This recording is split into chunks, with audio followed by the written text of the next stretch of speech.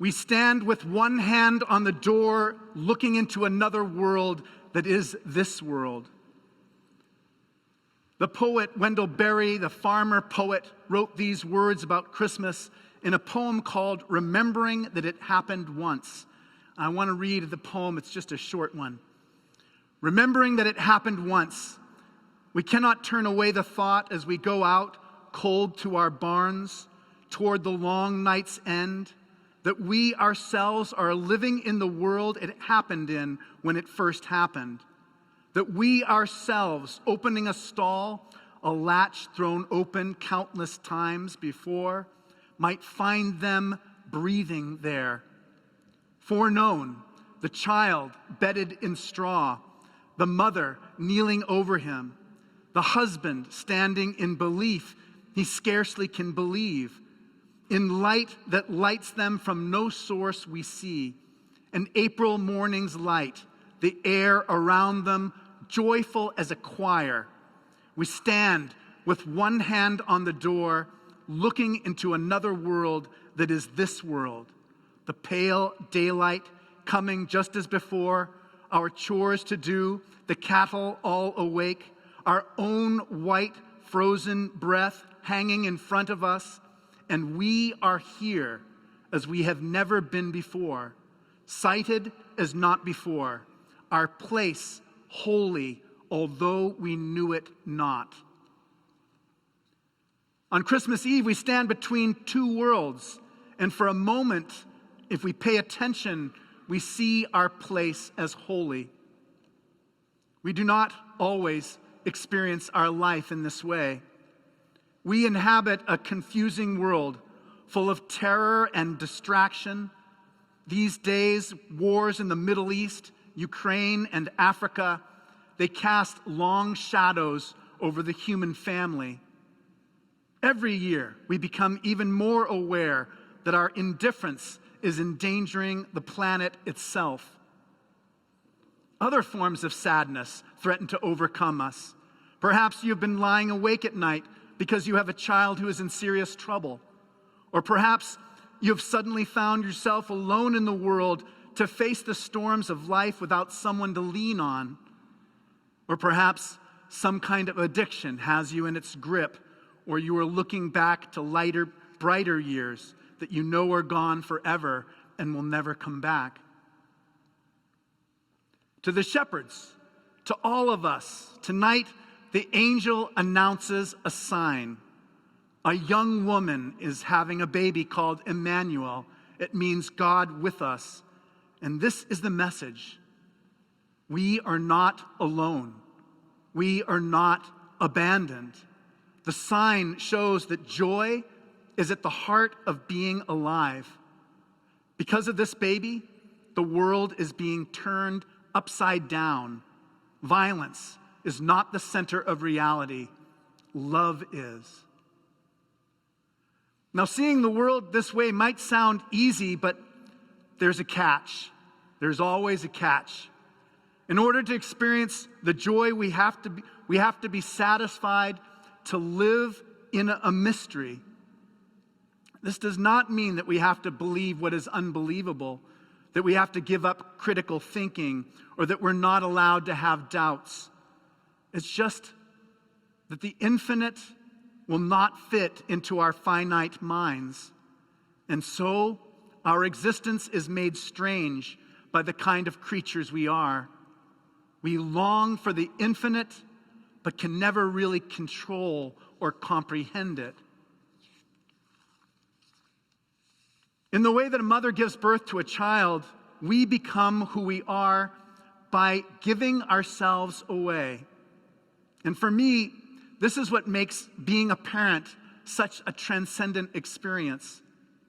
Taking care of our children, walking in the oak woodlands, reading stories at sunset after giving them warm baths. All of this made joy an even more central part of my life.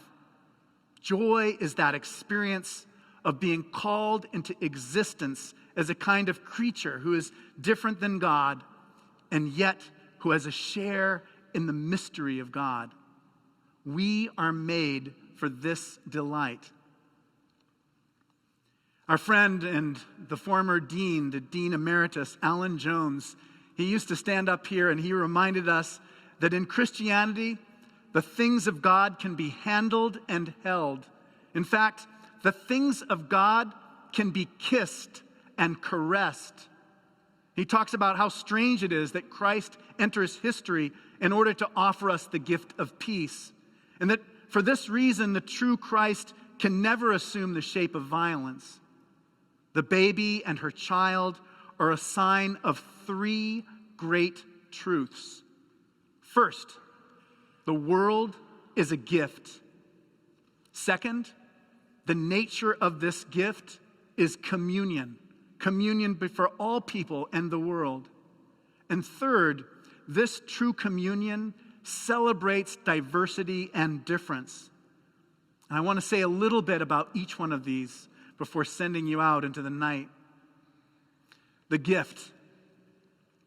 99 years ago this week, the astronomer Edwin Hubble announced the discovery of the first galaxy outside the Milky Way that human beings had ever encountered. One galaxy we discovered 100 years ago.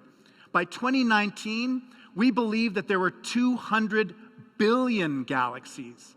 That was 2019. Today, after the New Horizons space probe, we think that there are 2 trillion galaxies. This is the world we inhabit. This is the generosity of God. One of my favorite Christmas moments came many years ago, and some of you may have had something like this happen to yourselves. It was after church, after everyone had gone home from the midnight service, and I was turning the heater off and shutting all the lights out, and I went outside of my old church, and I was standing there in the parking lot in the cold, cold night, and the light of those stars and that holy night of those trillions of worlds stretching across the heavens. In that moment, I felt God so present with me. I was overwhelmed by the miracle that we exist, that all of this beauty, everything that is good, is a gift from God. And this is the peculiarity and the scandal of our faith. It is not chiefly about big ideas or philosophical principles, but about a God that is particular. At Christmas, we celebrate and take delight in the God who can be touched, who can be held as a baby. Now, you are so great to be listening to me this way, but at the 11 o'clock Christmas pageant, it wasn't like this at all. It was total pandemonium.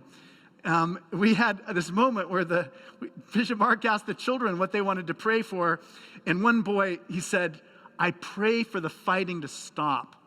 And the parents just erupted into applause because they understood what a weighty prayer that was. And then a little girl said, "I want my neutered cat to have kittens." And that seemed somehow like in the spirit of the season too. It seemed to fit.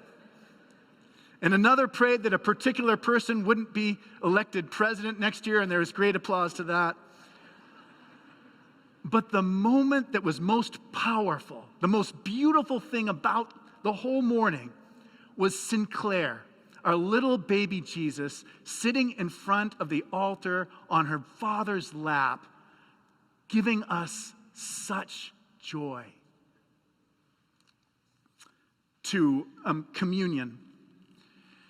I've been reading Jill Lepore's book, These Truths. It's a single-volume history of America. I thought I understood the history of America. I was completely wrong. As I read this book, I've been having my consciousness raised. And she writes about the Emancipation Proclamation that freed enslaved Americans. And she talked about what it was like to experience this in person.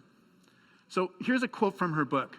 In South Carolina, the proclamation was read out to the 1st South Carolina Volunteer Infantry, a regiment of former slaves. At its final lines, the soldiers began to sing, quietly at first and then louder. "My country, 'tis of thee, sweet land of liberty, of thee I sing." And she goes on.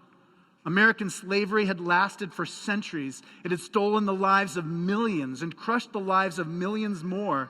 It had poisoned a people and a nation. It had turned hearts to stone. The American Odyssey had barely begun. From cabins and fields they left. Freed men and women didn't always head north. They often went south or west, traveling hundreds of miles by foot, on horseback, by stage, and by train, searching.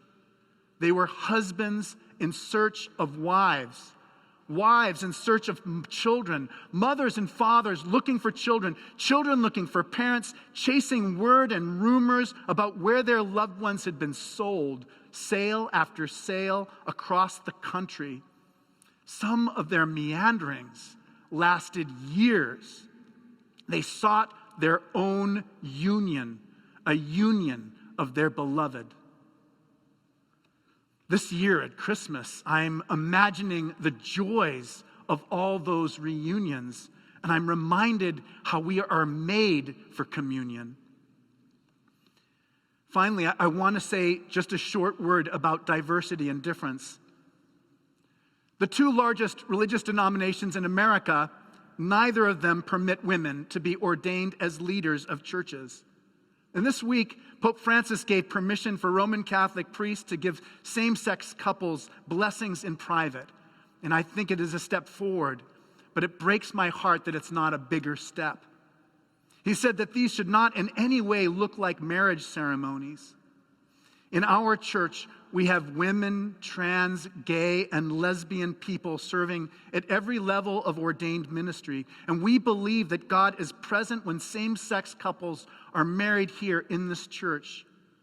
I have experienced so much joy and elation and ecstasy in these ordinations and weddings. I wish every person could see it, because they would have their hearts moved. We are all different from each other, but this is not a problem. We should not feel threatened by this. We're not competing with each other. There is not one of us that has gotten it all right. Our diversity is part of God's gift to us. We are one human family. So what happens when we do not receive the world or communion with each other or diversity as a gift? The theologian Martin Luther says that we become incurvatus se. That's the Latin word for curved in on itself. When we are curved in on ourselves in this way, we refuse to be fully alive. We're cut off from each other and from the very sources of what should be our greatest happiness. We become distanced from our true self. And this is the kind of hell that we all experience in varying degrees. In this condition, we become walled off from joy. But tonight, seeing all of you as images of God, tonight is holy.